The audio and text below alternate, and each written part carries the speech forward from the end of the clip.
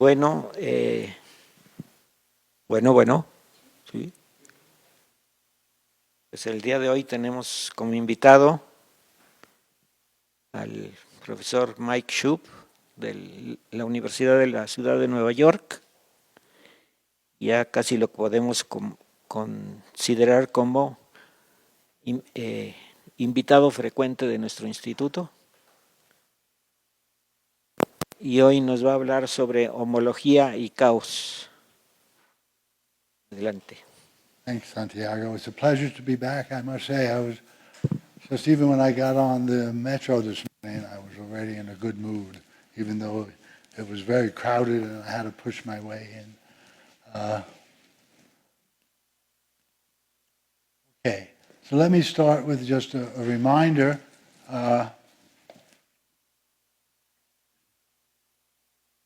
Gradient vector fields.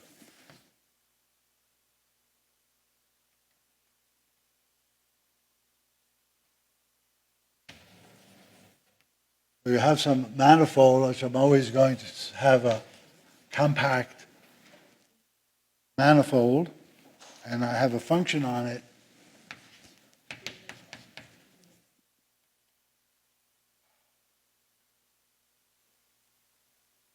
And then you want to have the following properties. H has only finitely many critical points.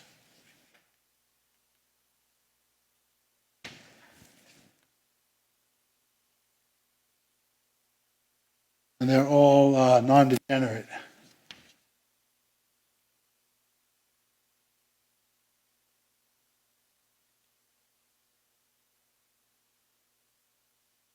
And then for each one of these critical points, you have the in manifold and the out manifold. So you have the in manifold. The index is I, its dimension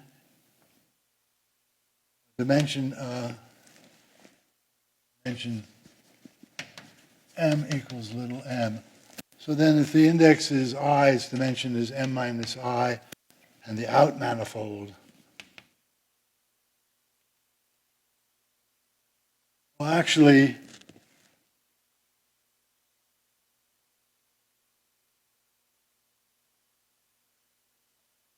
I'm going to take minus the gradient. Let me say minus the gradient vector field. Okay. I like for things to go down the height. Minus the gradient vector field. The in manifold has dimension m minus I, the out manifold dimension I. They're all transversal.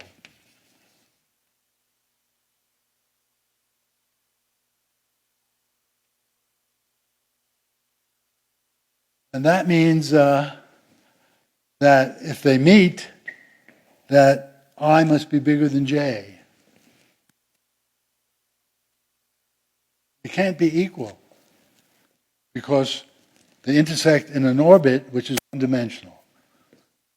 So you have the, they're all transversal in the following sense. All out manifolds, all out transversal to all in. But they intersect in orbits if they intersect. These things are invariant under the equation. So they intersect in something dimension 1. So it means that the in manifold, the out minus in, is bigger than 1. And that means the out is bigger than the out minus 1, right? Because they add up to n. So the index is going down if there's an intersection. So here's a picture. Presumably these are the critical points of index 1. These are index 2. There's one in here of index 0. These are supposed to be the handles of the manifold that correspond to those critical points. So there's a one handle, and then there's another one handle here, and there are two two handles, two-dimensional outgoing disks. So that's the picture for gradient vector fields.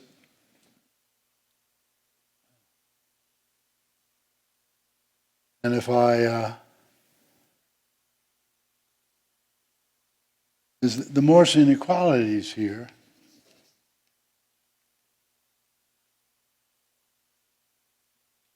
Which say that if you look at the handles of index I or below, and you take an alternating sum, that alternating sum is bigger than or equal to the alternating sum of the Betti numbers in those domains.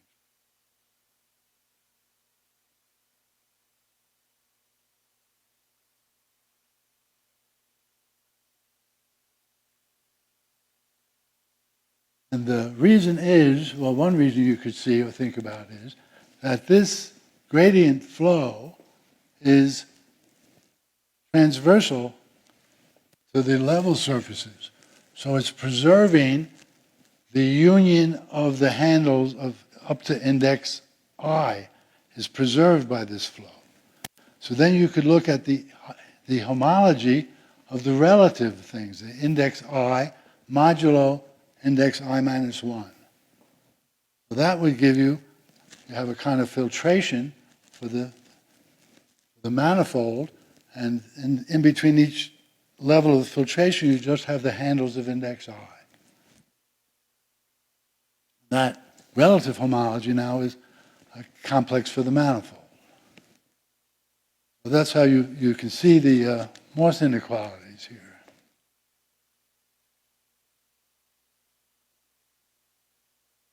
So now,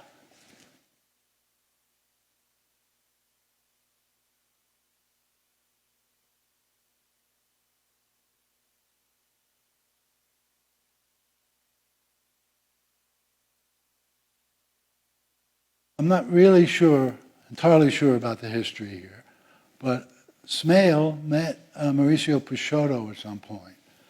And Peixoto was interested in dynamical systems. And I guess he explained to Smale his work on dynamical systems and his classification theorem in 2 dimensions. And then Smale went ahead and defined an analog of this, which was dynamical. So now there's more Smale dynamical systems.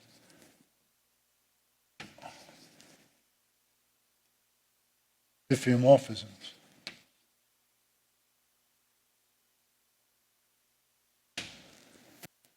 And it's the same. So you say F takes M to M. And the first issue is finitely many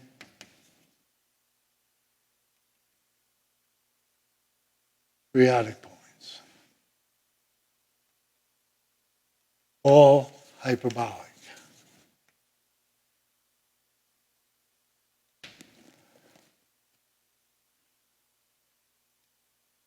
Second piece is the out manifolds are transversal to the in manifolds. So each hyperbolic periodic point looks just like a critical point of a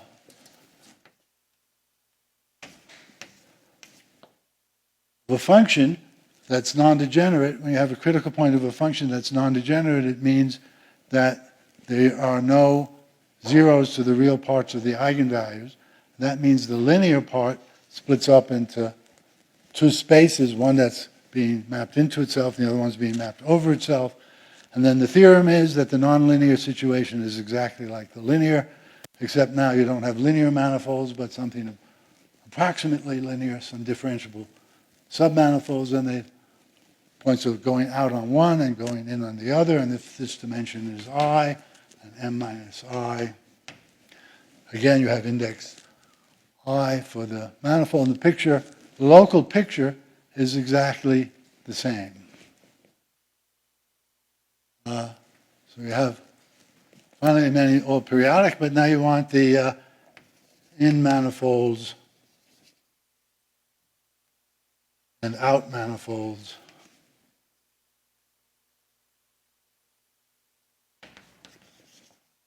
Are again transversal. And now you have to add a condition that you what's automatic here is that the union of ins equals union of outs equals the whole manifold.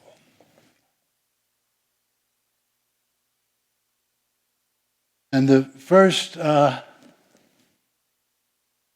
theorem, I think that Smale proved on this in this context, was that there's, again, Morse inequalities.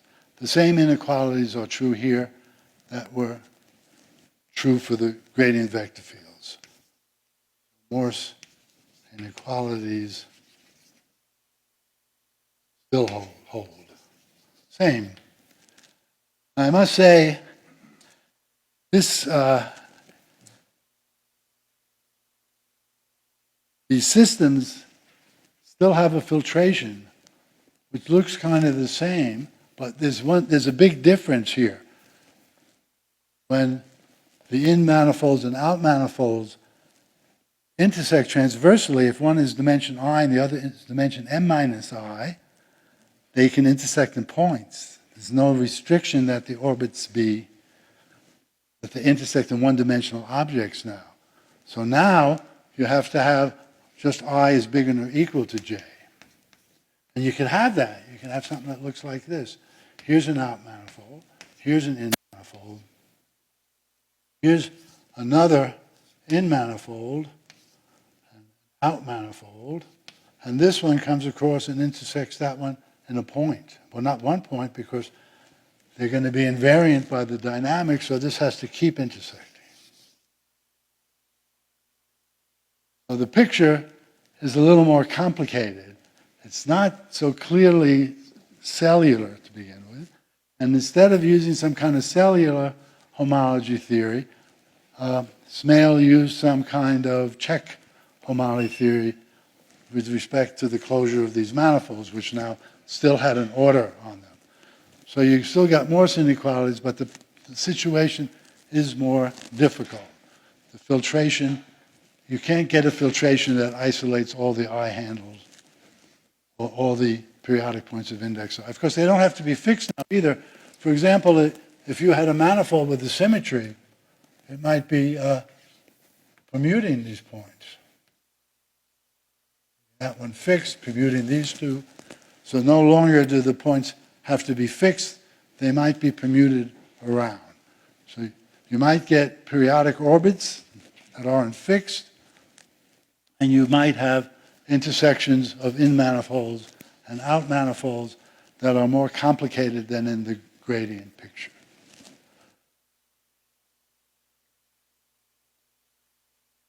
Now I'm going to recommend, so this is the story around 1962 or something. Smale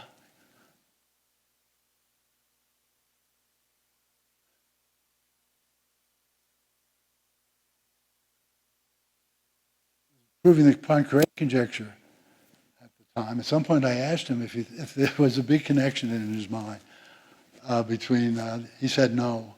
But I don't believe it.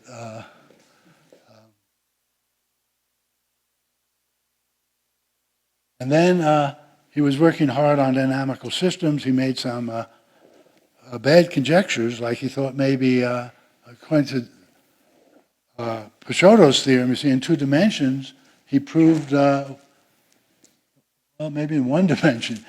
For vector fields in 2 dimensions, Peixoto had proven an open and density theorem.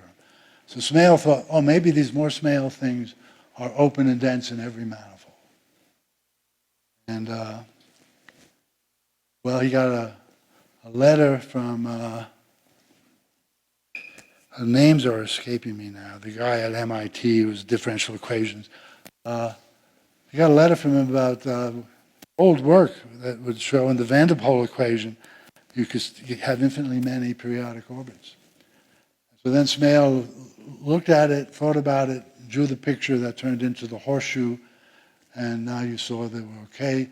Possibilities of having diffeomorphisms with infinitely many periodic points, and in a stable fashion, they were stable.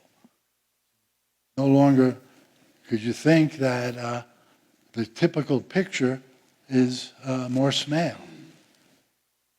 Maybe the typical picture has to include infinitely many periodic points, horseshoes, Cantor sets of invariant sets that are Cantor sets with complex dynamics on them. So that was the start of a big change, I think. And I recommend that everybody read Smale's 1967 article in the Bulletin of the American Math Society called Differentiable Dynamical Systems.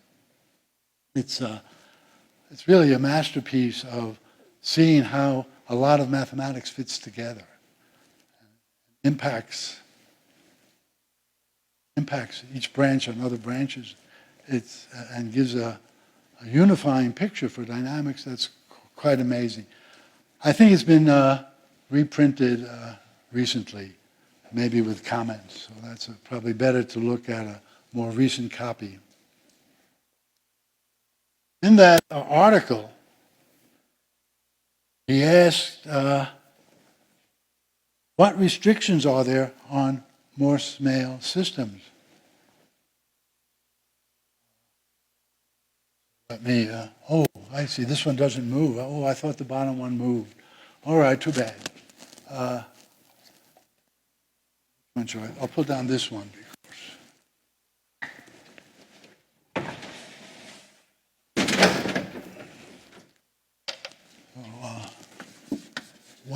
So Smale, what restrictions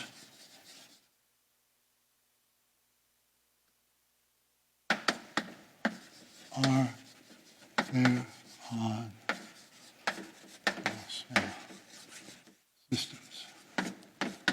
So let's say diffeos.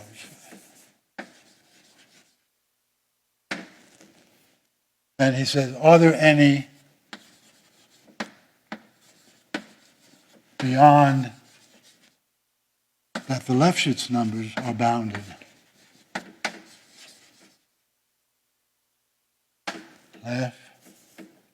Lefschetz, maybe like that, maybe numbers are bounded.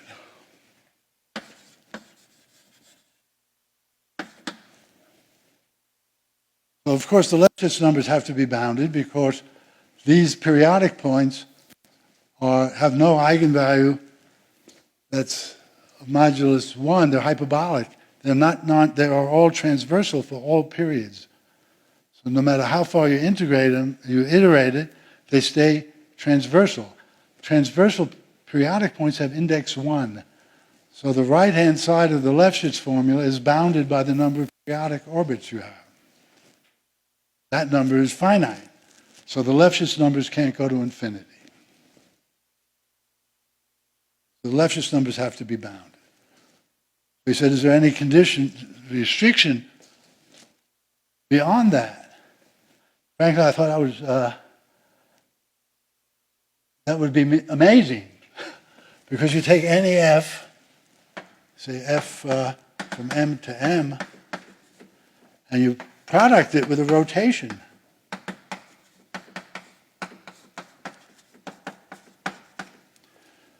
This one, if this is an irrational rotation, it has no periodic points, because it has no periodic points in the S1 factor. It's rotating by an irrational. So the Lefschetz numbers are all 0, and that's seen in the homology because each eigenvalue appears now in 2 dimensions with a different sign. So the Lefschetz numbers on homology cancels out just because of the Kunith formula.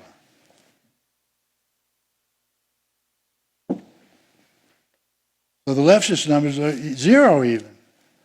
But that's like crazy. What if M were a complicated diffeomorphism, one of these horseshoes? So you're now going to take it and you're going to product it with a rotation now, instead of having a Cantor set of periodic things, you have a Cantor set of circles. They're all invariant. They're all hyperbolic. You're not going to get rid of them. Not by a small perturbation anyway. So certainly, if you're going to do this, it would have to be gross. So this is made it seem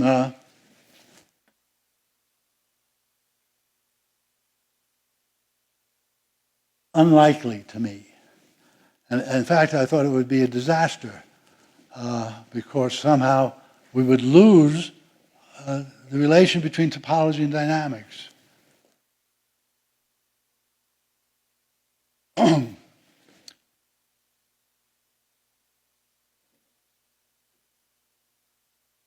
How come this one moved? Oh, because I pulled it down. Okay. So here's a theorem that I proved at that time.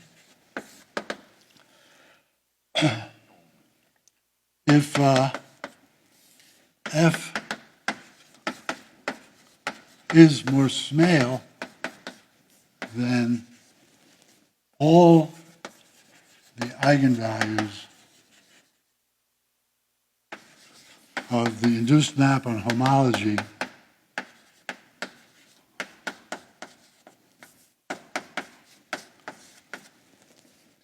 are roots of unity.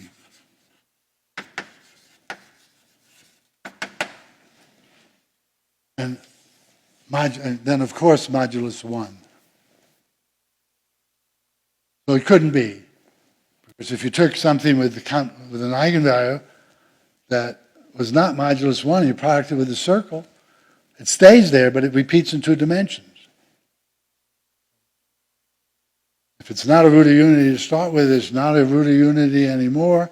So it shows you that if you take something with complicated dynamics, and it shows up in the homology theory of the map, for example, maybe the 2-1-1 map, too easy.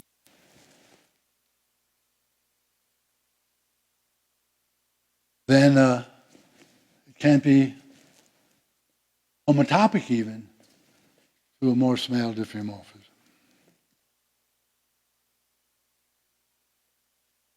All right, well, there was another thing that was happening around the same time here, and that was in this unification process, Smale had defined a class of diffeomorphisms called axiom A no cycles. So it unified things like the geodesic flow on manifolds of negative curvature, diffeomorphisms of the Torres with the famous Tom diffeomorphism, 2-1-1-1. These had hyperbolic structures. I don't want to define them. So Smale had axiom A, no cycle. Diffeos, these were diffeomorphisms that had hyperbolic structures on their non-wandering set, and they could be filtered. But the non-wandering sets could have pieces. There were a finite number of filters. The pieces could be horseshoes, things very, very complicated like that. So it was like Morse system in the sense you had a filtration, but what's there is not a point, it's some extremely complex dynamical object. And what the theorem was, these were what was called, had a certain stability property, which was called omega stability. So I think this was like an evolution. Smale thought more Smale, open and dense. The general dynamics is more Smale. Wrong. But more Smales are structurally stable. Okay, well maybe structurally stable are open and dense, but they have more complicated dynamics in the pieces. No, structurally stables are not open and dense. Maybe omega stables are open and dense in the space, or residual at least in the space of dynamical systems. And so no, sometime, I forgot what year, no, these systems are not open and dense in the space of dynamics. I think it must have been around 1971. There was a conference in Brazil. We were in Rio. And so I raised the question, is it even true that every diffeomorphism is isotopic to a structurally stable diffeomorphism? Maybe there are global topological obstructions. I was thinking about that, talking to Bob Williams about it a little bit, thinking about the torus, how you could isotope a diffeomorphism of the torus, maybe to preserve the handles. Ran into Steve and told him about that.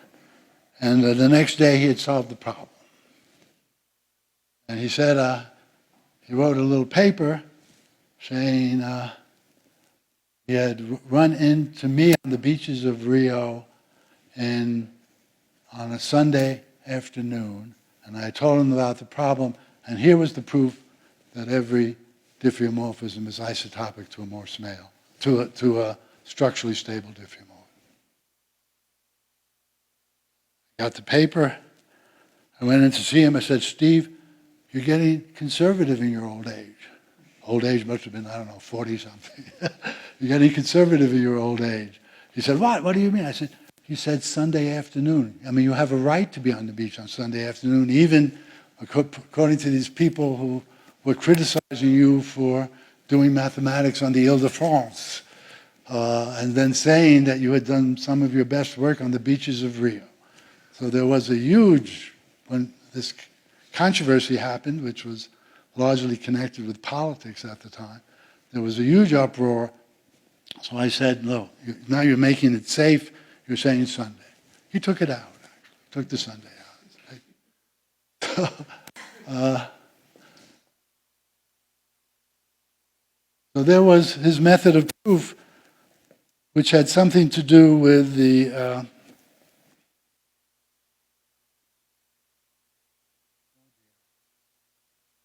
well.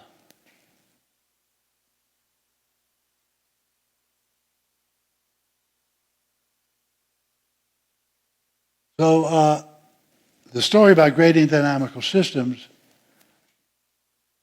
goes, the gradient functions on manifolds and their critical points goes a little further, right? So then there's the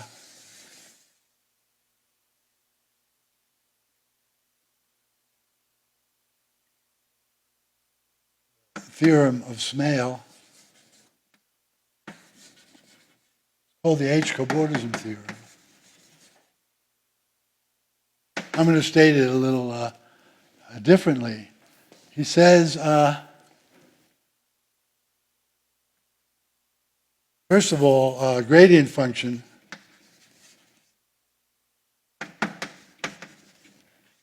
as described above gives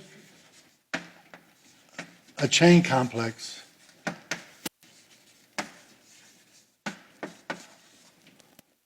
with the homology of the manifold.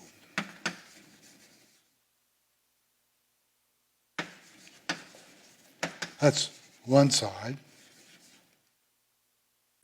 So it's like 0 goes into C0, C1.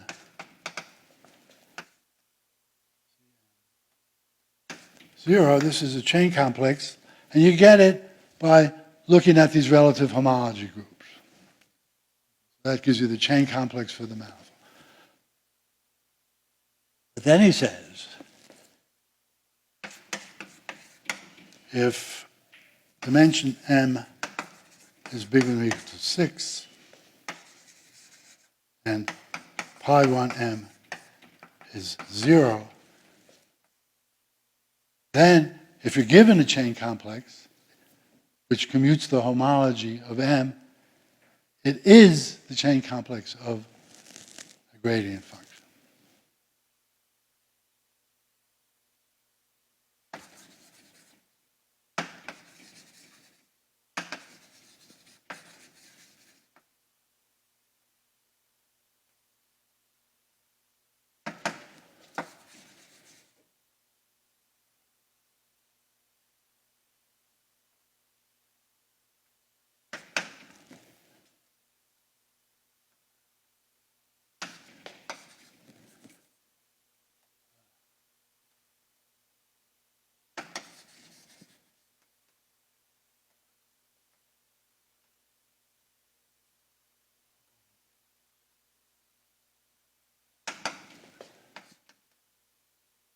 In particular, if it's the homology of the sphere, the there is a function with only a minimum and a maximum.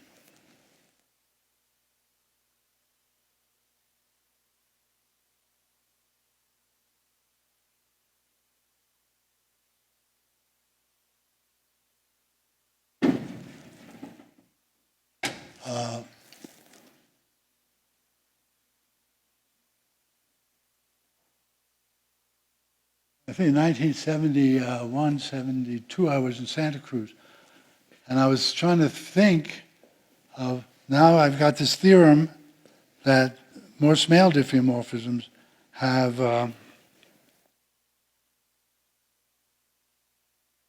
only roots of unity as eigenvalues on the homology, even though and I want to think about how can I generalize that? What does this mean?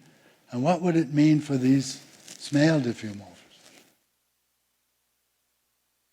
Well, I thought for the Smale diffeomorphisms, well, you do have these filtrations still. You have some kind of filtration, and in the filtrations, you're going to, relative homologies, you're going to again compute the homology of the manifold, but now you have a map that preserves the filtration.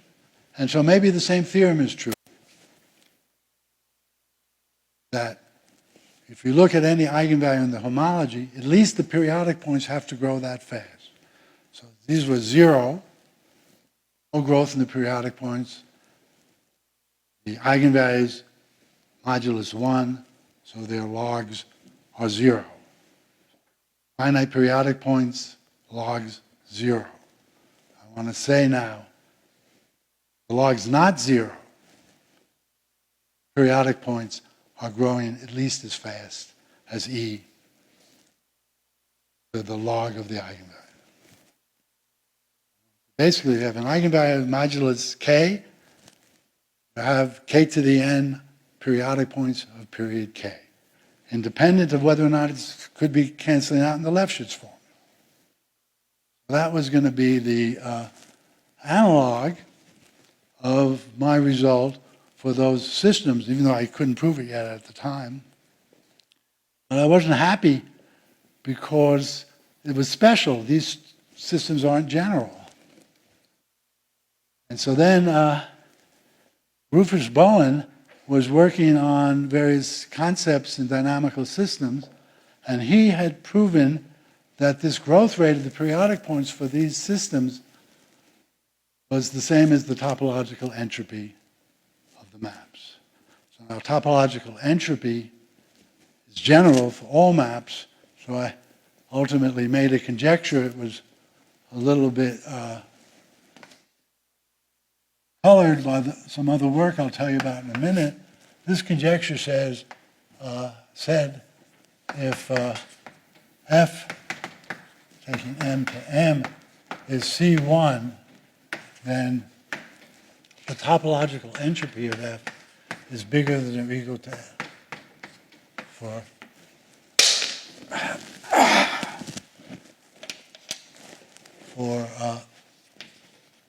any eigenvalue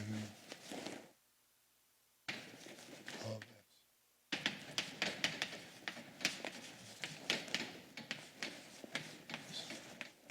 So now I had a general statement.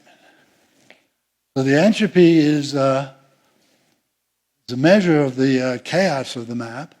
It says, I'm not going to write down the formal definition. It says if you want to look at orbits, how many orbits can you detect if you only can look up to epsilon? So you now look at orbits up to epsilon. You say, how many do I have? I fix epsilon, I let the iterates go to infinity, I ask for the growth rate of that number, and then I take the largest growth rate I get as I let epsilon go to 0.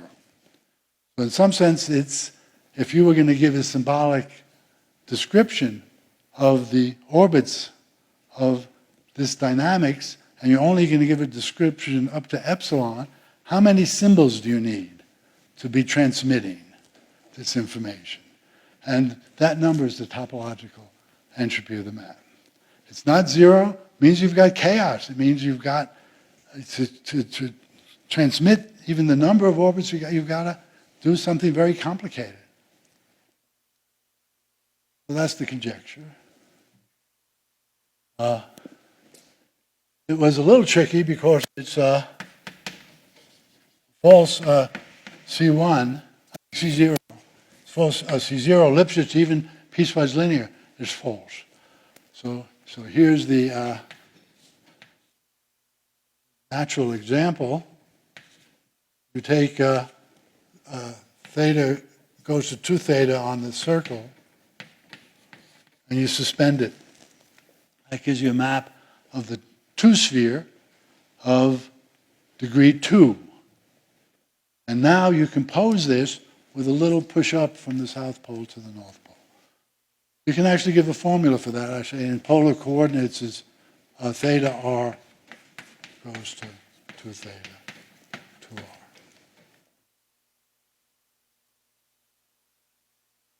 And so the degree is 2, but the entropy is 0, because there's no recurrence. Everything's just going up to the north, so after some while you just keep printing North Pole, North Pole, North Pole, and there's nothing to say. So the entropy is 0, but the homology is log 2. That's a counterexample. And then you can make a PL version of that, a homeomorphism of a 4-manifold. So what's known? What's known about this conjecture? Yes, for C0 and H1 or pi 1, where you look at the growth rate of elements in the fundamental group as you iterate the induced map on the fundamental group, and you take that instead of the eigenvalue. If this is true, this was Manning, and this was maybe Bowen, maybe Gromov. And then it's also yes for toral maps. It's a group, finitely generated. So it's a fundamental group of a manifold or homology group of a manifold. It's a finitely generated group. For the homology group, you can take the eigenvalues as I did before. For the fundamental group, you define a notion of growth rate. So you pick the generators, you pick an element, and you ask how long a word do you need to express f sharp to the n of g.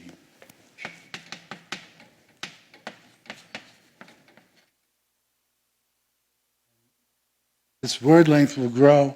If it grows exponentially, then you take the growth rate of that number, and that's a lower bound, the entropy. Toral automorphisms, it's also known. I think the linear ones minimize the entropy, and they're right on with the homology. So it's okay for toral automorphisms. It's okay for some nil manifolds, I believe. And there's a question about whether or not you can actually go to take the subalgebra generated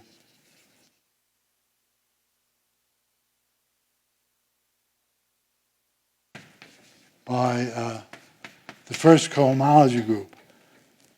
It may be true that you look at the eigenvalues on that subalgebra, that's a lower bound for the entropy, even for C0 maps. I gave false proofs of that several times in my life already, but I think it's a nice open problem. Okay. Then the big result is Yamden.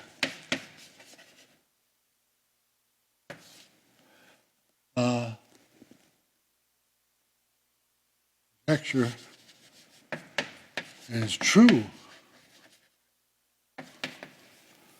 for C infinity F. All C infinity F. Now it's really, I find that's really quite an amazing theorem. It says you have a lower bound for the entropy for the whole homotopy class of the map. And it's given to you by a simple topological invariant that's calculable. The entropy in principle requires infinite iteration.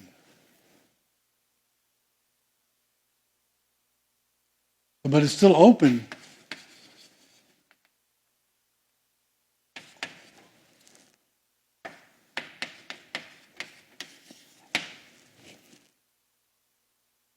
So that's what has sparked my interest again. That's why I got back to thinking about this after all these years of working in complexity theory mostly. I was chair of my department, which was a terrible thing. And so I just recently got to be unchair. And so then I could focus again. So somehow I had a postdoc who was ambitious, and she wanted to prove this. So it got me re-involved. So I've been obsessing about it.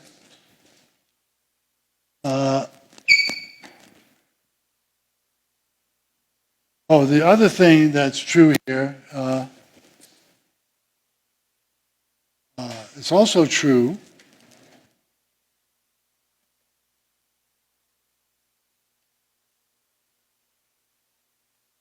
for all these axiom A no cycle.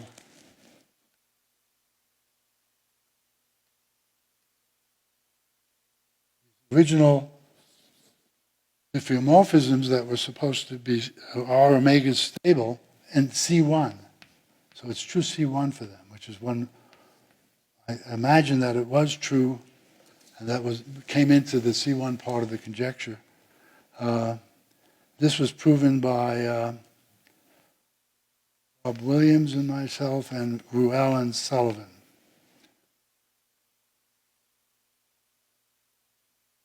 So there's some evidence that it might be true C1.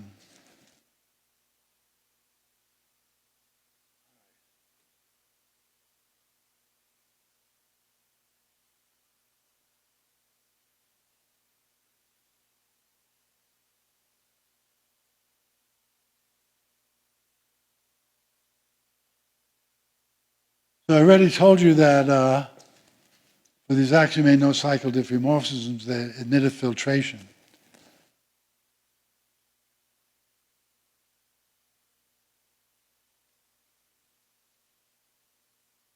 So what happened?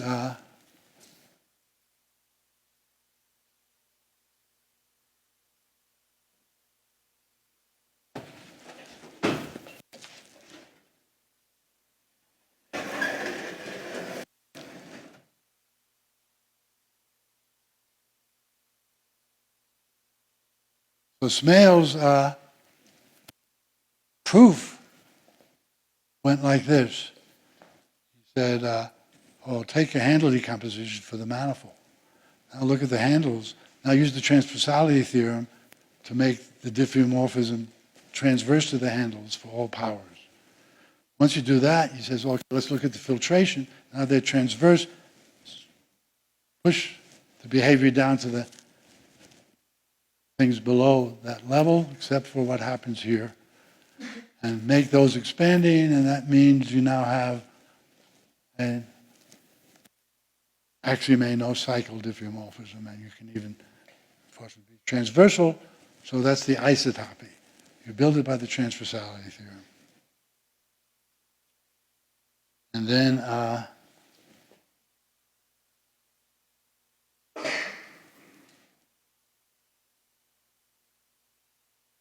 let me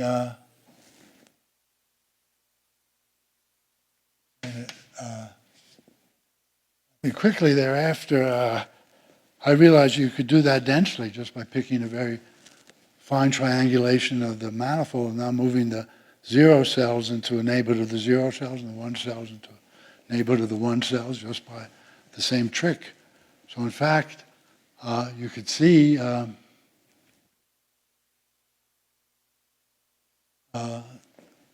that the structurally stable diffeomorphisms are actually C0 dense in the space of diffeomorphisms. Not C1 dense, but C0 dense. And once you did that, you thought about it, suddenly, well, you had the chain the simplicial subdivision gives you a natural chain complex for the manifold, and you've just exhibited what the diffeomorphism does to the chains. So, in fact, and so there was a density theorem, and then with Dennis Sullivan, we formalized this a little bit better. So it's a given axiom A, no cycle diffeo, there is a chain complex for the manifold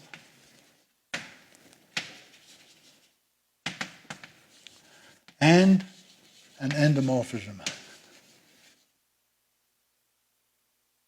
So now I've got 0, C0,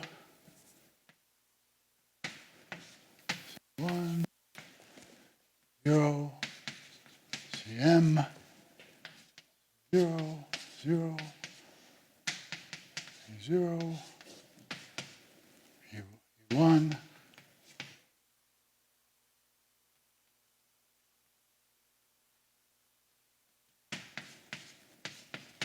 etc. There's this endomorphism.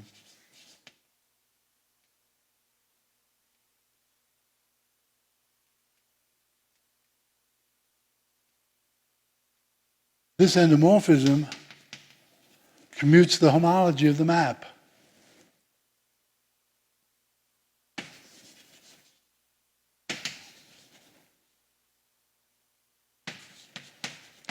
And moreover,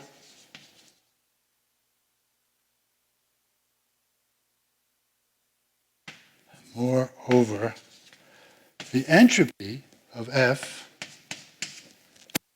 is equal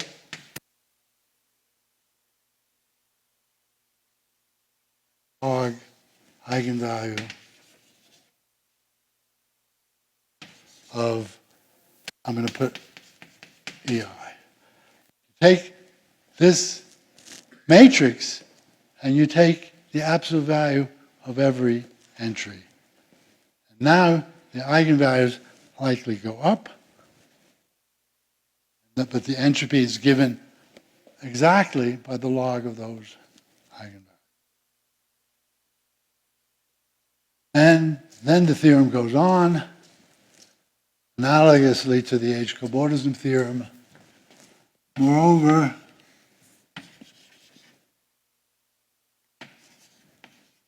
if mention M, maybe these are, let me put an action. I'm going to add a word here just to make it, be sure that I'm formally correct. These are the fitted ones, and they're the ones that we constructed with our bare hands. But it's probably true for all of them. Well, the entropy conjecture is true for all. So, moreover, if dimension M is bigger than or equal to 6, and pi 1 M equals 0, then, oh dear, then given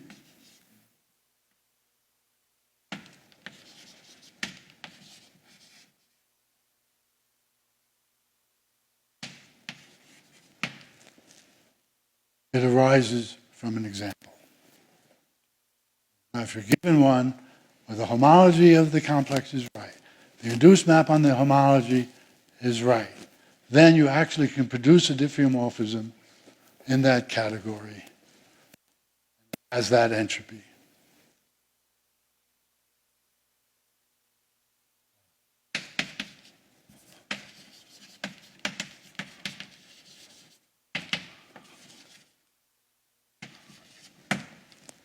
Realizing.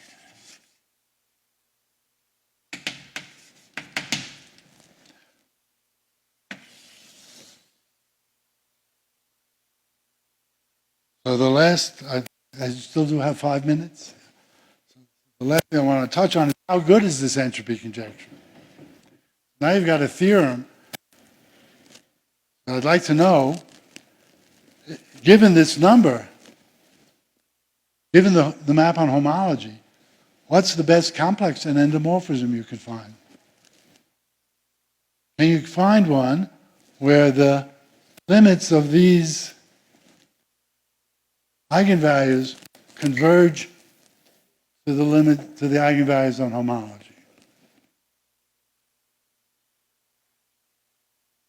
In other words, I'm asking, entropy conjecture gives a lower bound on the complexity in the whole isotopy class. You can make examples.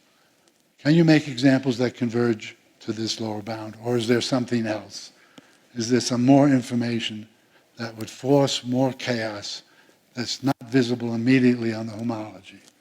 And so the one case that problem, which I've just said without writing, but more Smale diffeos. So you see what happens in the more Smale diffeos. These handles can get permuted, and also they may reverse orientation. So what happens is, for more Smale, so let me right here.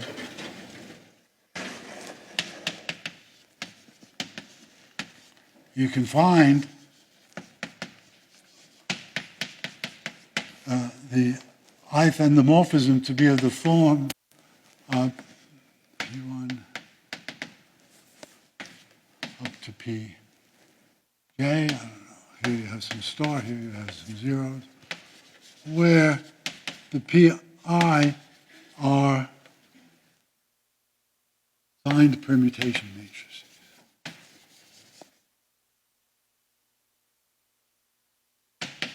That is, like you could have a -1.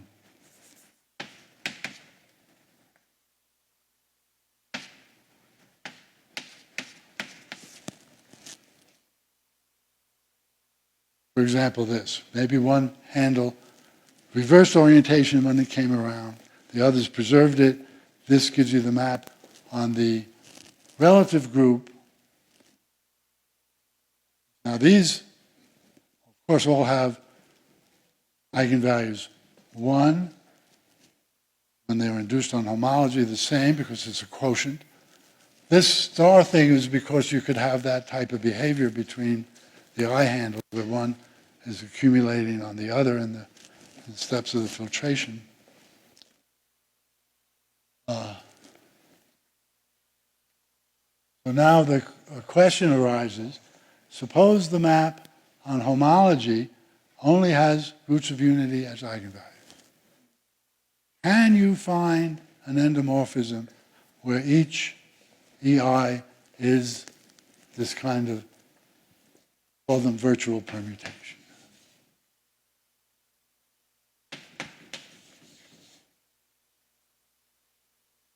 Because of virtual, because of the stars.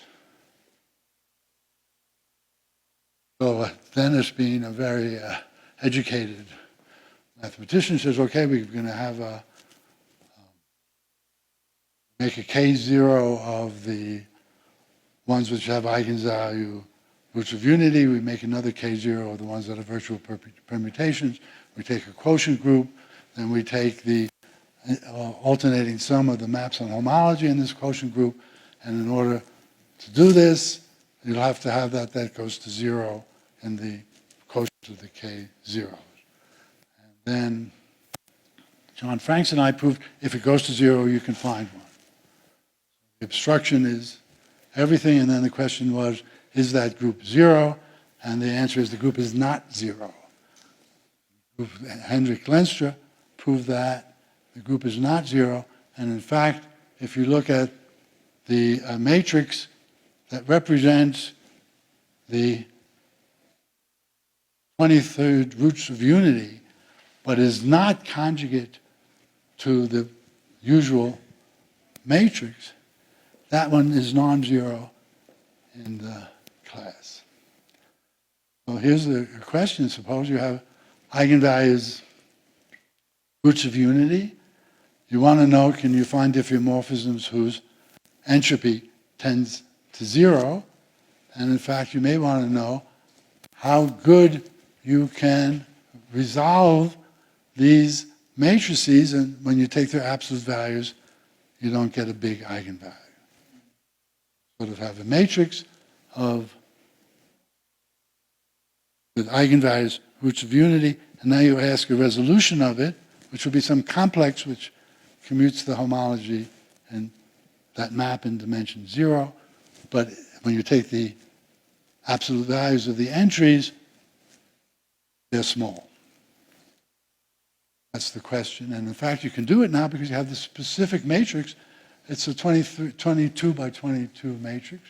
So you can imagine you take a ball and add on 22 handles, dimension 2, so that pi 1 is 0.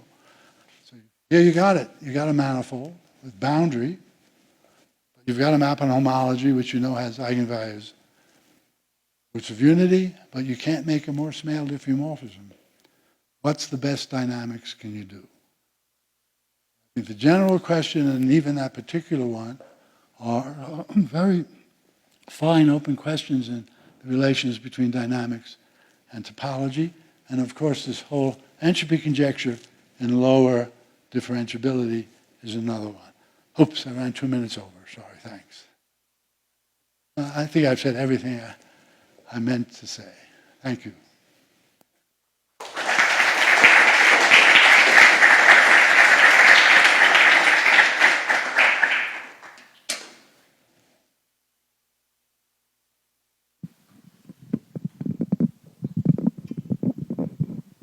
Thanks, Mike. Are there any questions?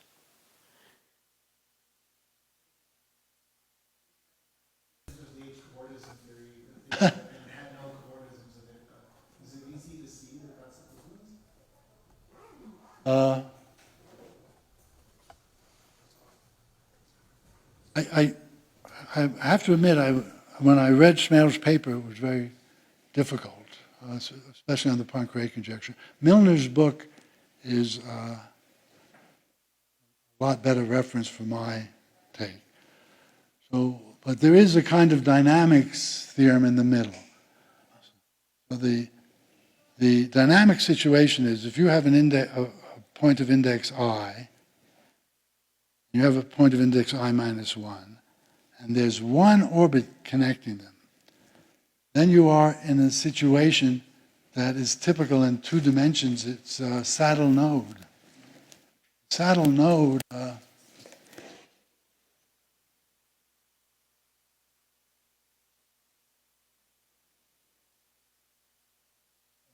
looks like this. There's an expanding point, and there's an attracting point. And this is a totally attracting point. So their index is 1 and 0. Now you see what you can do is you can simply make these things collide along here dynamically, and it just end up with no periodic, no 0 at all. You just get a flow along the line. Tracked towards it in this direction, but there's no 0. So the proof of the H. cobordism theorem is done in Milner's book. Essentially says, okay, if you can reduce the situation to the I handles intersecting the I minus 1 handles, intersecting like this, then you prove the H. cobordism theorem because you cancel all the handles. But the way you can see to do that now, in either the Morse-Smale case or this, is you're given a chain homotopy.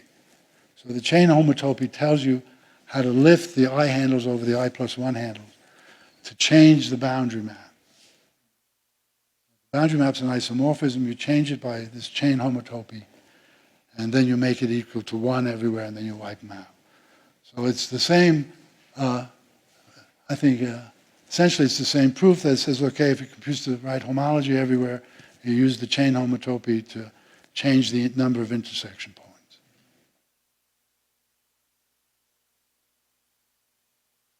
There are questions?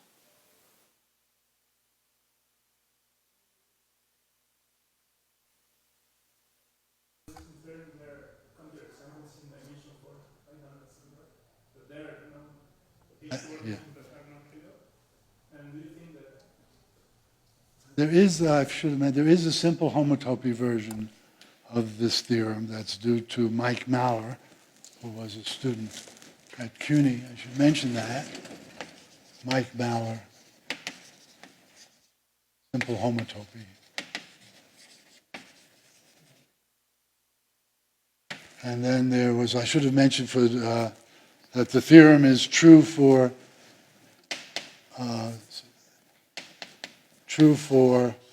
C1 and degree. And that's a theorem of Mishurevich and Shatitsky, and I won't dare to try to spell their names. Mishurevich and Shatitsky. Around the early 70s.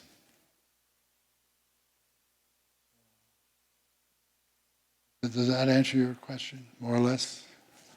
I'm not a topologist, so I haven't tried. I think the question was in cases where there's no H-cobordism theorem Right. topologically, what's the dynamics? Yeah, I don't know. My answer is I don't know. I think in the case of Morse-Mayo systems, Maller proved a characterization like the one we have, but only when pi1 is a simple homotopy for pi1. If you have a counterexample, it means it's not in that framework, and I don't know. I never thought about it even.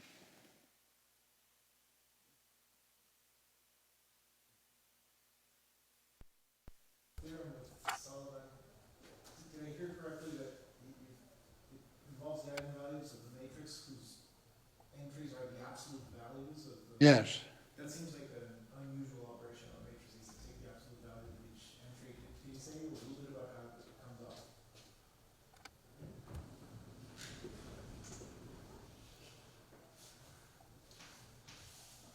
So suppose I have a horseshoe,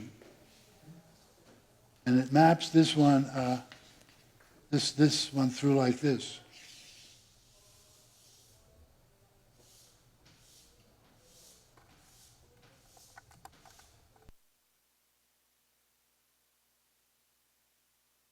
So then I can think I've had a map maybe from one handles to one handles where they go through like this. And some give me a +1, some give me a -1 because the orientation has been reversed on the transversal. But dynamically, there's no difference between this and going through 3 times, constantly preserving the orientation. This one comes out. Dynamically, you don't know what's going on out there.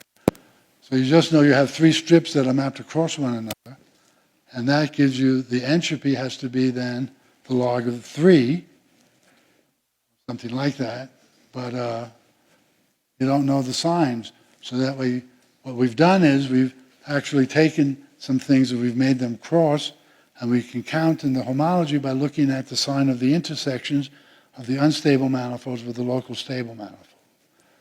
So that will tell us the map on that level, but dynamically, the complexity you're getting doesn't recognize the orientation. So you take the absolute value.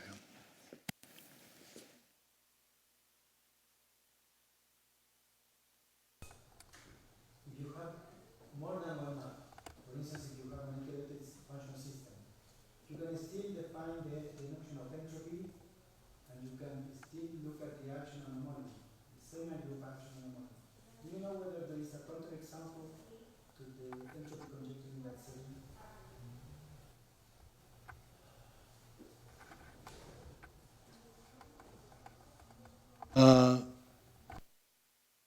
I would think that you need some compactness on the family of functions that you're iterating in order to get a good handle.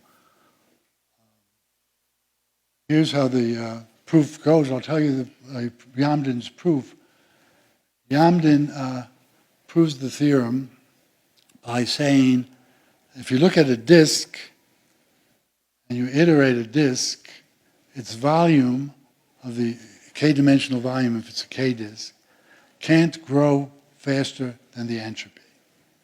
That's the proof. So then you say, okay, if the volume of a disk can't grow faster than the entropy, if I fix a cycle on a differential form, then the integral of this differential form over the iterates of the cycle can't grow faster than the growth of the volume of the cycle, which is bounded by the disks, a finite number of disks. So that proves the theorem. And how you prove that is, if the points are staying close and the map is C infinity, now you approximate by a polynomial, and then you use estimates that say that it's like complex variables, where you can estimate the derivative by the C0 size on a circle. Here you say, I can estimate the coefficients of the polynomial by the fact that the C0 size is small because this disk stayed inside a disk of a certain size.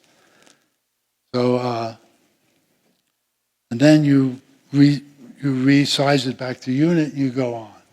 So what you're saying is, how many things, if they stay close, I can approximate by something essentially flat.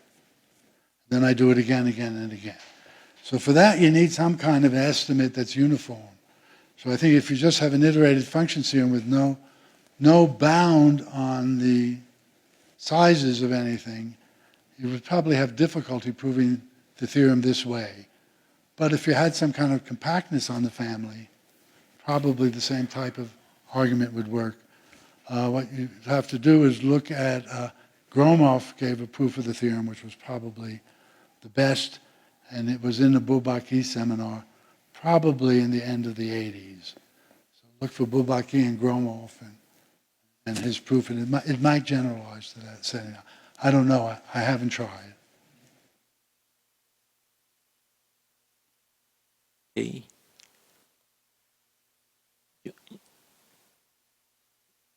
You gave the dates for Well, some of them, all the old stuff. 40, 50 years old. What about the new results? No, these results all date from the result with Franks, which I didn't write, is from the 80s sometime, and Leinster's result is from the 80s. Bass worked on the problem too also in the 80s. The other results are all from the, Yamden's result is from around 85. The other results are from the 70s. What about the... This one's from the 70s.